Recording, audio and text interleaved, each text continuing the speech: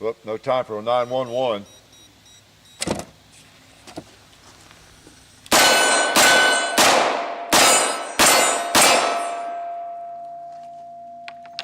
There's nothing more serious than gun safety.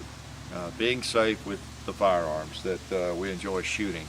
Doesn't matter whether you're 40 or you're 14, it comes first. It's the most important aspect of shooting.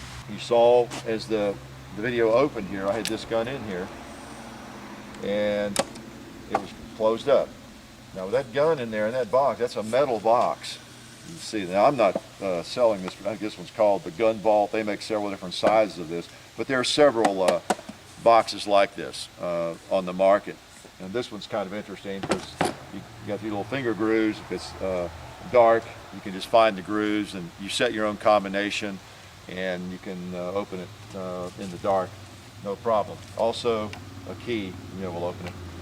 But pretty secure. It would take some serious work to get that gun out of there. I'm not sure how I'd go about it if this were a situation where I were trying to get that gun out without the combination or the key.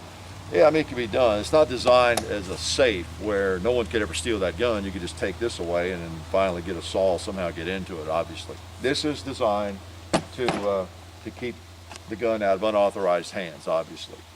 And it can be put anywhere. People put them in their truck, you can put it in your RV, by your bedside, whatever, and you just reach down and work the combination, and then your gun's accessible. Boom.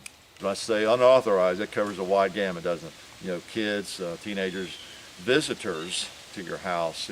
One of the things that we tend to forget sometimes, and probably, if you're watching my videos, you have some interest in firearms, but not necessarily. You might have wandered in because someone told you about a crazy video I made, or the taglines, you were searching for something else. Again, you were searching for cowboys or buffaloes or whatever, and you ended up in one of my videos, pumpkin pie. You might not like guns, you might hate guns, but your child might end up in someone's house, on an overnight trip, and there are guns there. First and foremost, of course, you want to train them to not touch them unless there's an adult around, and to respect them, of course. Well, hopefully, if they have a gun in their house, they have it secured with something like this. Hopefully, if you have a gun in your house, you have it secured, with one of these devices. So, not cheap, these boxes, but less than just about any gun I can think of, and well worth the money. Well worth the money. One of the things I did with my son, speaking of safety, these are just devices. They work pretty well if you use them. But another thing I thought was very effective with my son was I tried to satisfy his curiosity, because most boys are just naturally going to be interested in firearms. What I would do is let him handle a firearm whenever he wanted. Of course, living on a shooting range, I knew he would be shooting early on. And most boys, I guess most, that's not an exaggeration, have an interest and would like to shoot. They want to touch the gun. I mean, I was that way when I was young. My dad had a rifle. I wanted to touch it. I wanted to hold it at least. Just that curiosity was there. And if that gun was not locked up, I would have been touching it. I would have sneaked in and held it. Guys are just that way when he was gone. So these guns have to be secured.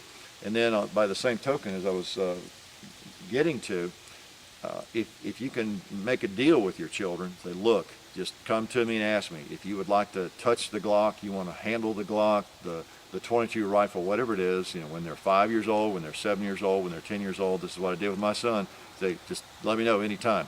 And I would just about stop whatever I was doing, or I would say, well, not right now, but how about in an hour, we'll go out on the range or we'll go out in the back and you can do it. And I would put it in his hands and teach him safe operation of the gun, how to see it, that it was unloaded, pointing it in the proper direction, and that kind of satisfied the curiosity. So he wasn't always looking around for where's Dad's gun, or where's the Glock, where's this gun, where's that gun, because he knew he could handle it any time. So that's just a little bit of personal philosophy, but I think that can be very effective if you satisfy that curiosity in a safe manner, and you can teach safe gun handling practices at the same time. So that worked, I thought, pretty well.